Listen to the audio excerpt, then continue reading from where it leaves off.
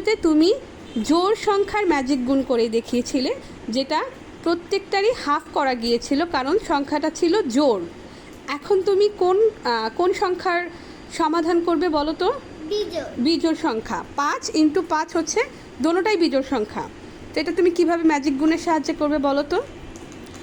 এই 5কে তুমি কি করবে? 5 থেকে 1 কমিয়ে দিবে। হ্যাঁ, 5 থেকে 1 কমাও তো দেখি কত হয়। 5 থেকে 1 কম করলে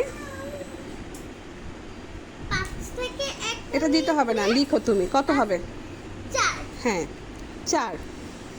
4-এর হাফ কত? 4-এর হাফ 2। হ্যাঁ, নিচে এখানে লিখো 2। তাহলে তুমি এখানে একটা সমান সমান দাও, উত্তরটা এখানে লিখবে। তাহলে এটা কি হলো যে যখন কোনো বিজোড় সংখ্যা আসবে তখন 1 কমিয়ে সেই জোড় সংখ্যাটা বানানোর পরে হাফ লিখলে, হাফের সাথে এই 5 লিখে ফেললেই কি আসবে? উত্তর চলে আসবে না? হ্যাঁ, তাহলে লিখো তো কত আসলো হাফের? 2।